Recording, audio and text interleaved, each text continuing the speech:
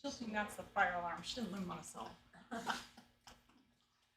Okay, we're gonna get started. Welcome to our public portion of our meeting, and this is our favorite part. I say that every time, but it is because we get to honor people who have done great work in our district. So tonight we're going to have Liesl Johnson. You get to come up to the front. Yes, you do. Yep, Yes, front and center. Horseshoe. And I'll read why we are going to recognize you such tonight. a good job, Lisa. Yeah. Look what I got you. I'll just suck up to the principal. You got this. Yeah, that's yours. Okay. Liesl Johnson has been an inspiring addition to the Monticello Elementary School family. She is a motivated counselor that continues to provide guidance to many stakeholders in our school community. She's easy to work with and eager to take on new tasks that could provide positive interventions for our students and staff. As she has integrated into our staff over the past 3 years, her opinion has become one that is respected and applied quite frequently. For these many reasons, I would like to nominate Liesl Johnson for the honor of the San Juan Squared Award. And that comes from Jenna Olson.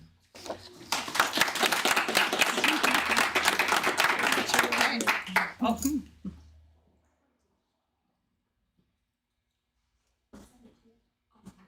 Yeah, she'll send it. We don't do retakes. Really appreciate it. Thanks. Thank you. Thank you. Okay. Go ahead. You can introduce yours next. Have Kara Boyd come up, please.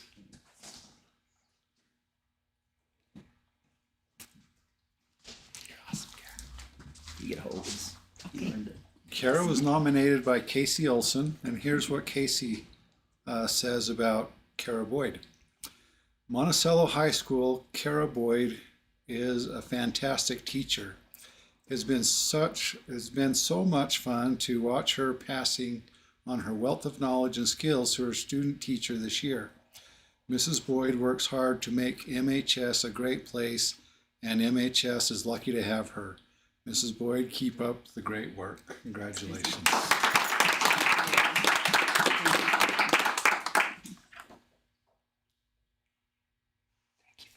Thank you. You're doing a great job. Thank you so much. We appreciate what you do. And we appreciate you being here tonight. You are welcome to stay. We just have our public comment portion. At this point, we only have one public comment, or you're welcome to leave, whatever you choose to do. So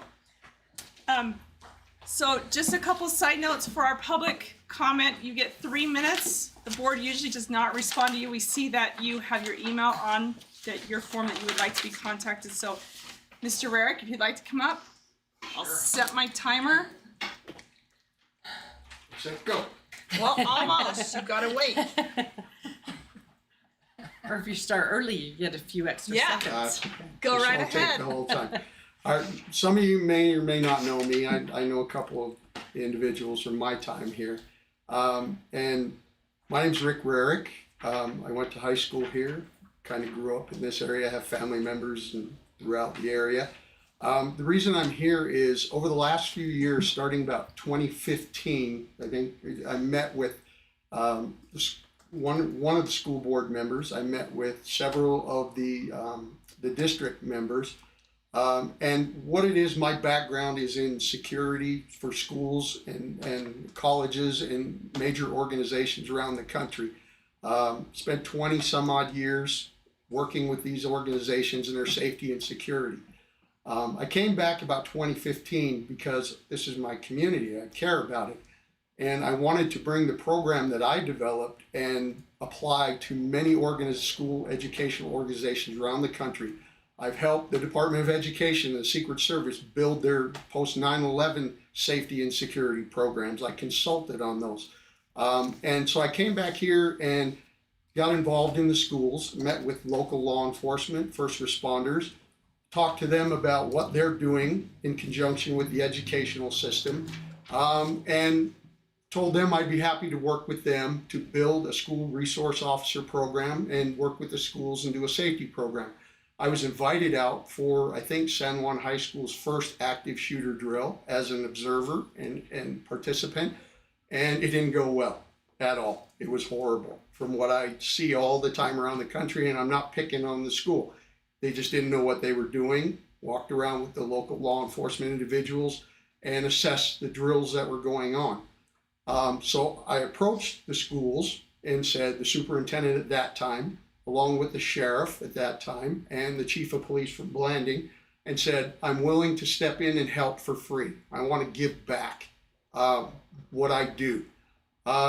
Got a good reception from the school. I met with students, staff members, talked to them about their needs, what they wanted in the schools and safety and security. They were all on board, loved it. Said to me, per person, per group, this is what we've been asking for. This is what we need. You'll never get it though. Higher ups won't do it. And so I began the process of meeting with individuals throughout the school. I emailed the school board several times, sent packets, was told they've never heard of me. They have no idea what I do.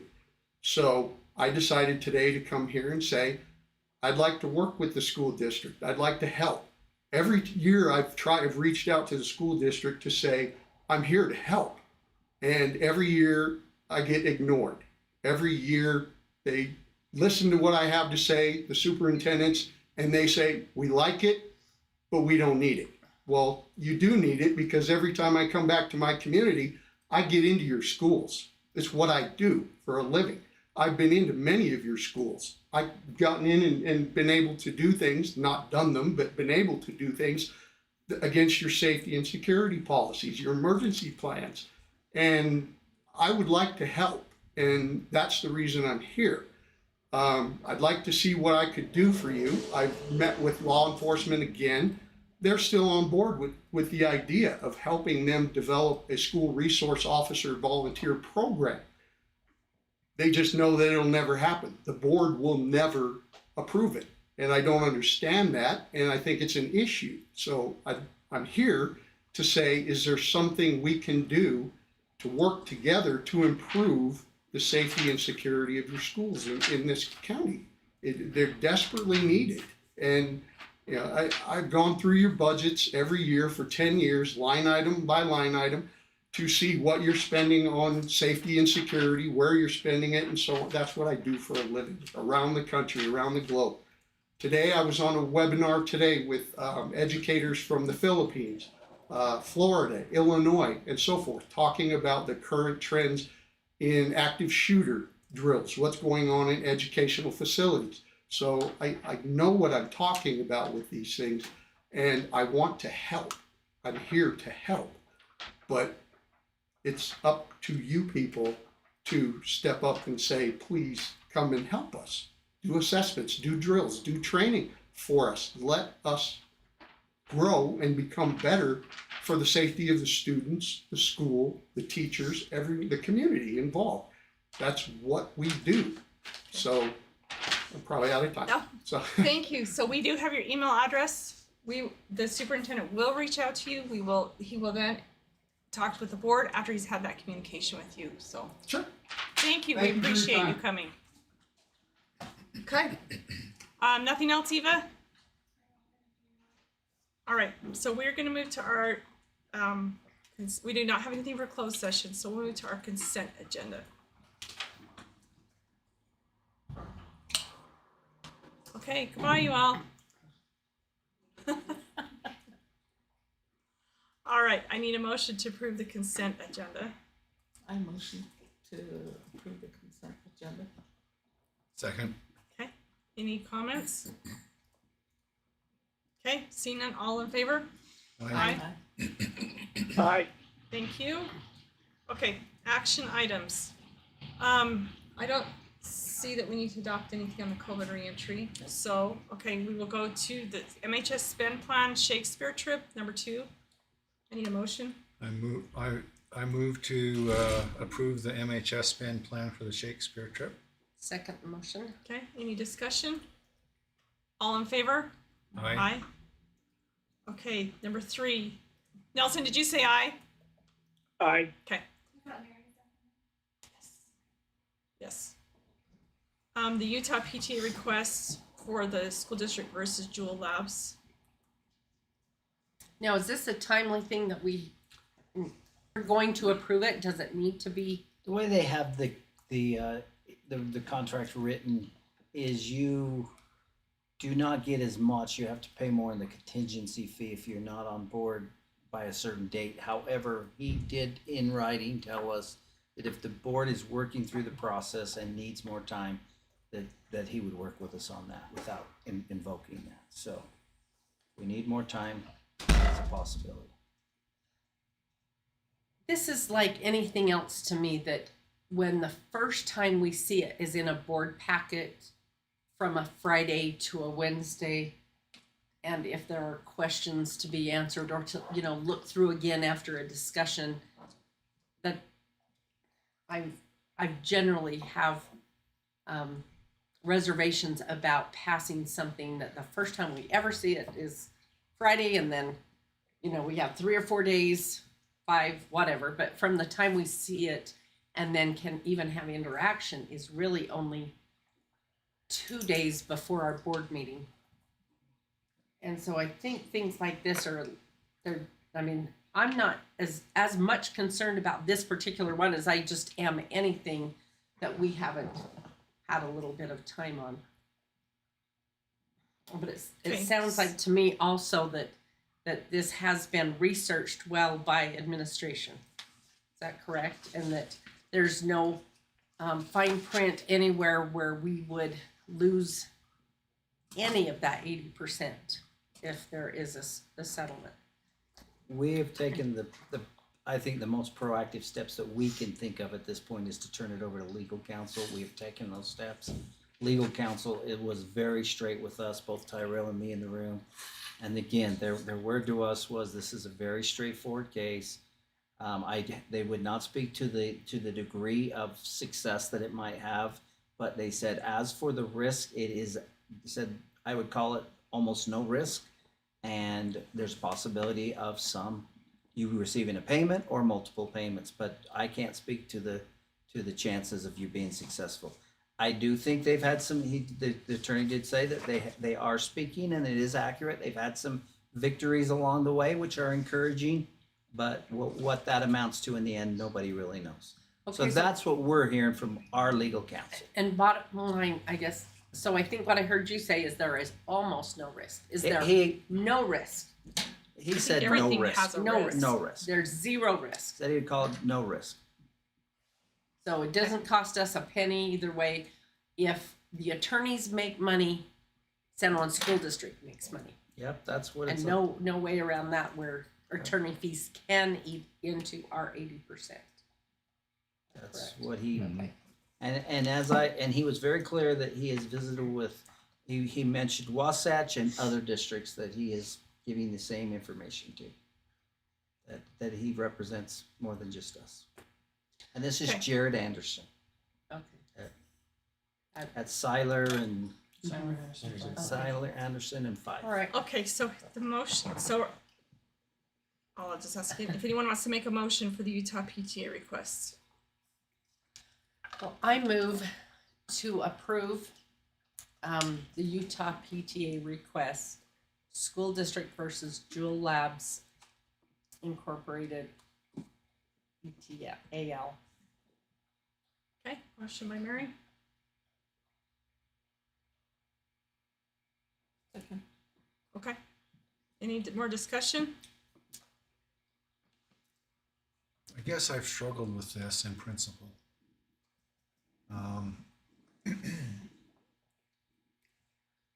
Saying this, I'm not a proponent of Juul's products. I don't like them. I don't, they run contrary to a lot of things. But it seems like I'm always a little bit wary when there's attorneys coming to us to try and get on board with something, a lawsuit, rather than us, finding something where we have been wronged or something like that and going find an attorney. In these kind of cases, the attorneys, they're taking all the risk and they're going to get most of the reward from it.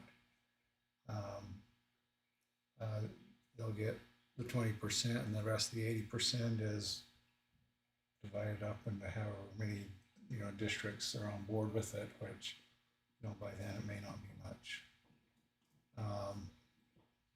The justification for a lawsuit, it's kind of fuzzy in my mind as to why the district, how we can prove that the district has been wronged in this and that we're entitled to compensation from Joel Labs. Maybe an indirect connection to education there. I guess I'm not seeing a direct link to harming, what we do to educate students by their product. It seems to me like it's a problem of not schools, but the populace, the younger populace in general, but not school specific. And so that's why I was asking about the Utah Attorney General. It seems like in those kind of cases that it would be more the domain of the Utah Attorney General to pursue that rather than, school districts to pursue a class action lawsuit like that. So anyway, that's just some of my thoughts as I struggle with the principle of this. So if anybody wants to address my concerns. Mr. Anderson on the phone did say that the reason the school districts have kind of backed it is because, like you said, indirectly, schools are the ones that are eating some of the cost in the fact that, it's those types of products hurt student productivity in the classroom. There's generally attendance issues related with it, monitoring, and behavioral issues that are a cause of these products. And so I think that was his reasoning as to why the school districts are backing it, was because they are the ones that are indirectly affected by and directly affected by this type of a product in the classrooms, with the students participating in their education. So that was kind of his thoughts. It was really brief that he touched on that one with our conversation with him.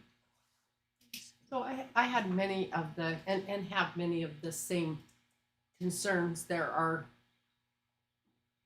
times when you can get into litigation and the only people who win are attorneys. And so that exists. However, so last week I received a call. I was at work and it was from an attorney, not from this firm, from a different firm. And he started telling me, it was probably a little over a week ago. And I thought I was really curious about why he was beating the bushes for school board members and school districts to join in on a lawsuit about this. And then, so I did a little bit of, just started doing some research myself about why we would get involved in this. Because initially I thought, that's the furthest thing we want to do, away from what we're doing as education, is really get involved in this. Depends on how much involvement we have, for one, and why a school district. I would think parents, but then I realized there's not a parent group except for the PTA. They're, so they're looking for groups that would involve themselves, because you can't really go out to parent after parent after parent. So looking for groups of people who have an interest in kids, as you said, kids that age. It's an age group thing more than, or possibly, than our schools specifically. So I thought it was really curious at first too. And the more I've kind of researched and looked into it, I can see that why maybe it's happening this way, or we're being, they're requesting our involvement. And again, if we can wait a month, then I'm probably all for that, because I don't like any topic to be brought up to us on Friday and we make the decision the following Wednesday. I like everything to do a month. I would speak just a little bit to your concern, Steve, and I would echo what you said, is we can wait a month. He's clearly said that this does not have to be made tonight, so the board needs to know that. In my mind, I do think there is a direct correlation, and I agree with what you said. The school district is really an organization, districts across the country, that you can you can rally.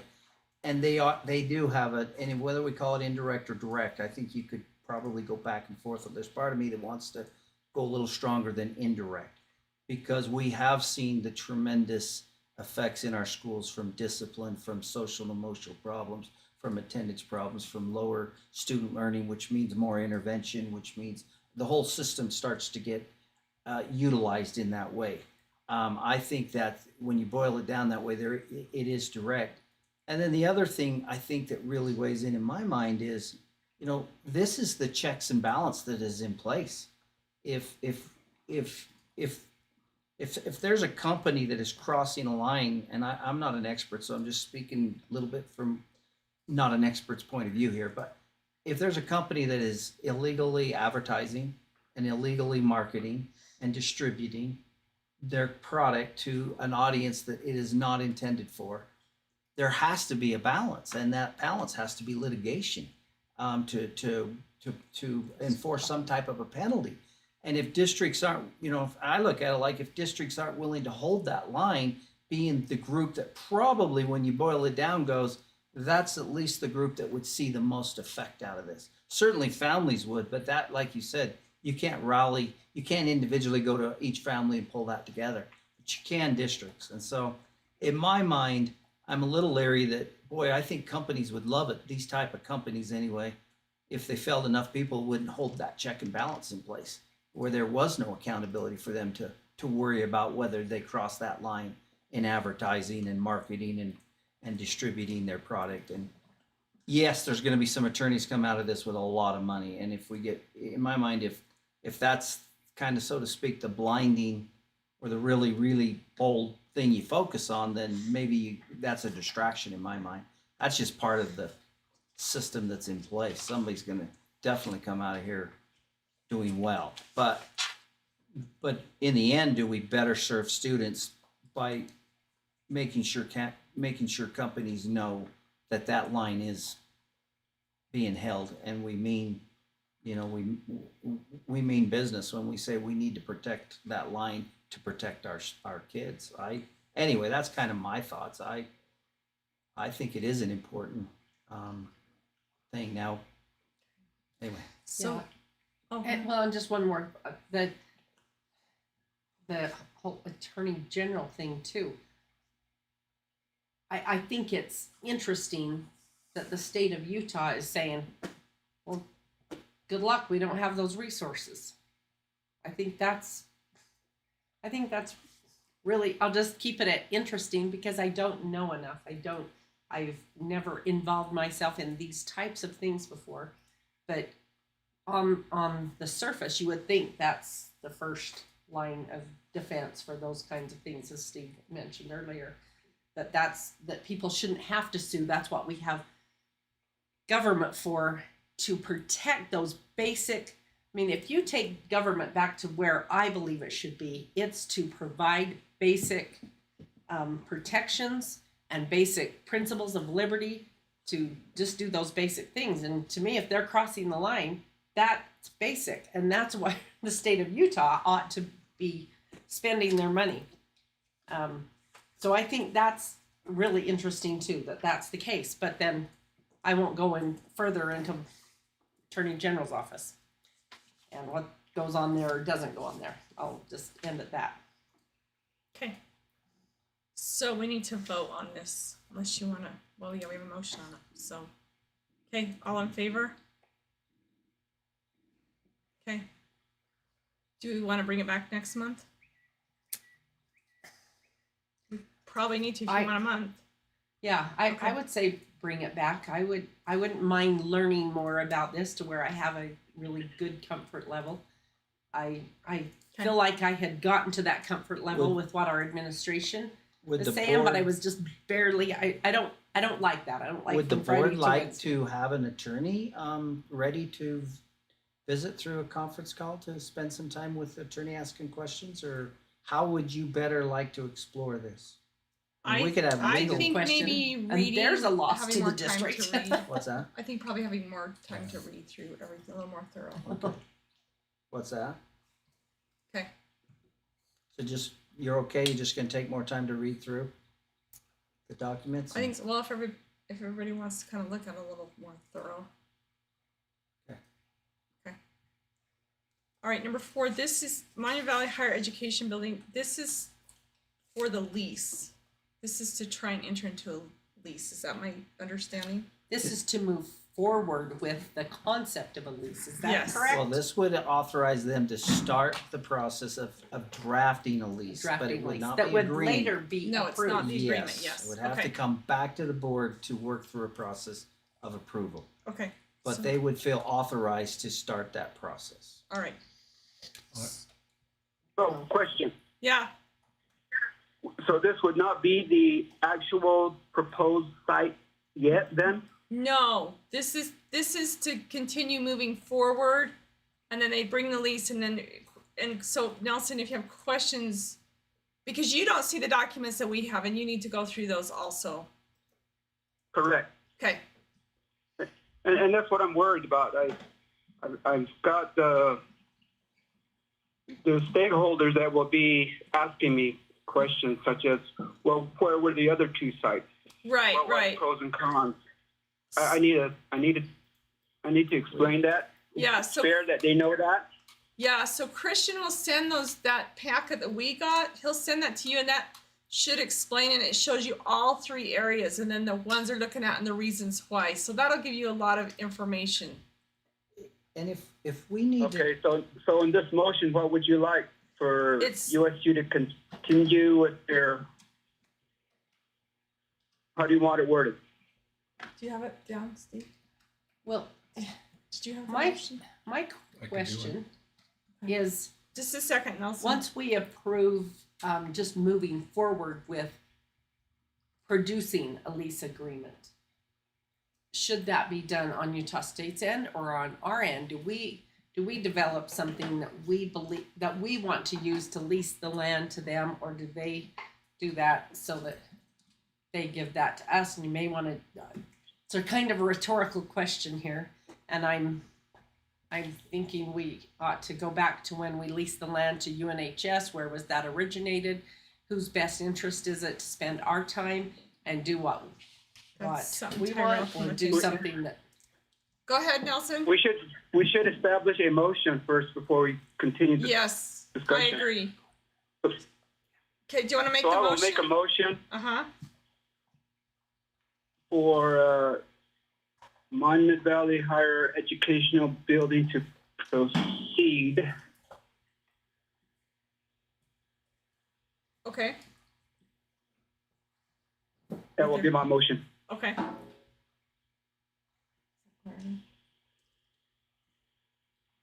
Well, Nelson, we need to be a little more specific on what we're proceeding to go forth with, I think. I will motion to approve Monument Valley Higher Education Building with Utah State University's proposed building or facility for the I don't know, Monument Valley High School area. I don't know, I know it. Okay. something to that effect. Okay, so do I have a second?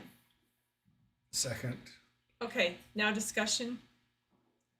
I think what we're after here is identifying that particular parcel to move forward on the lease agreement for that triangular parcel that was identified.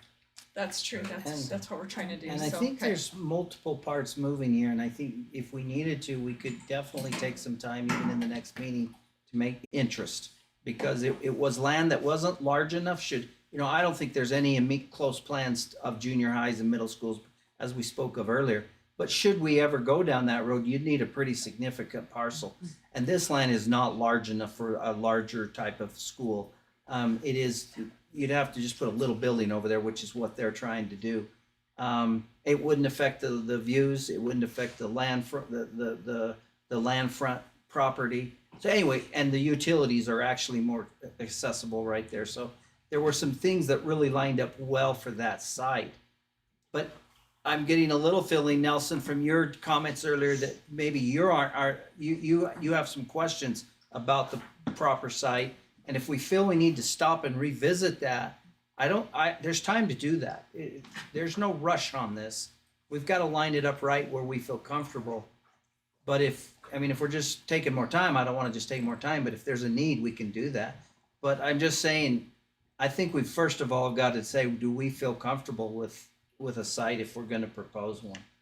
And are we all together on it? So probably what the motion needs to clarify is that we would like to move forward to define the site, and if so, head in the direction of a lease agreement. Those are the two things we need to do. And so by making that motion does not mean we have defined it.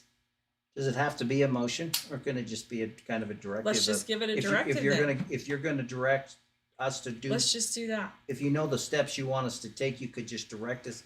If you're ready to make a decision, I think you want to make a motion. Okay, so we need to vote on this motion. And then Laurie? yes.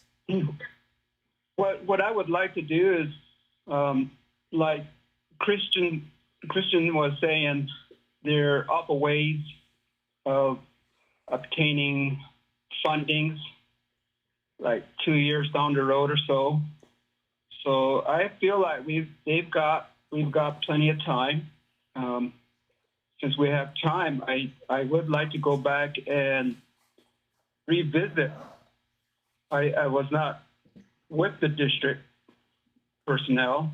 I would like to know where the other two sites were, and again, what were the pros and cons of it versus this site. So I know the site is not large enough for in the middle school in the future, but there's going to be questions asked to me from the constituents and stakeholders. So I just want to prepare myself and be available. So Nelson, I think we do need to vote on this motion. And if the motion fails, then what we'll do is we'll just give direction to administration to look into those things. And in the meantime, you will get your packet from Christian to look over. Does that help you? Okay. Okay. So all in favor of this motion? Okay. Hearing none, the motion failed. So we're going to give direction to administration. If you would look into the history of the lease agreement that we have had with UNHS. And then Nelson, if you would like, you can either call the superintendent after you look at your packet and speak with Tom Correo, because he was in on that. Okay. And that kind of gives you a month to do so. Anything else we need to do on that? And kind of look at those pros and cons. Yeah, or he can visit with me. I mean, I was involved in most of that as well. Yeah. I can talk to the pros and cons. Call the superintendent. And the other thing is, I think we need to speak with Christian about what a possible lease agreement would look like, what that proposed lease would look like, and who's going to do that. I would suggest I will get in touch with superintendent and have a discussion on it with him. Okay. I'd Perfect. suggest before you do that to access Clayton Holt and get his historical information on how that process went when we initially leased that, created the lease for UNHS, and get some history there and some good education from him. Okay. And then see where it originated. And All right. Number 5, City of Blanding Joint Use Agreement. I need a motion. I move to approve the City of Blanding Joint Use Agreement. Okay. a second motion. All in favor? Oh, Aye. discussion. All in favor? Aye. Aye. Any Aye. opposed? Okay. Number 6, LEA specific licenses endorsement request. Need a motion? I move to approve the LEA specific licenses and endorsements request for the individuals on second. that list. Second by Luce or Nelson, either one. Any discussion? All in favor? Aye. Aye. Okay, and number 7, the River Region's secondary activities for the 150-mile forms. I move to approve the Aye. River Region secondary activities. I will make a motion to accept the River Region secondary activities and applicable 150-mile forms Okay. updated. Okay, Second. Second by Lucille. Any discussion? All in favor? Aye. Aye. Okay, now do you want to do information items? Very quickly, our next board meeting is scheduled for October 13th at the district office. We may want to look at that time of the status of COVID throughout the district and decide, about traveling around still or whether we still feel comfortable or not, but we can look at that.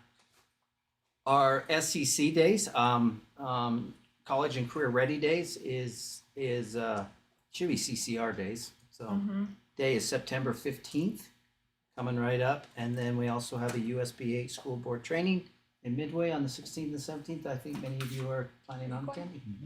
And you're How many going? of you are going to be there? Yeah. Oh, you are going now? We're going to have a Yeah. good group there. That's going to be awesome. I love those. And then can I just mention one thing? You should have all received an email from USBA, and I have been assigned to the committee about the MBA Awards. So just Ask for the board. look at your emails. Just hide under the I'll table just- when they ask about them. All right, we are adjourned.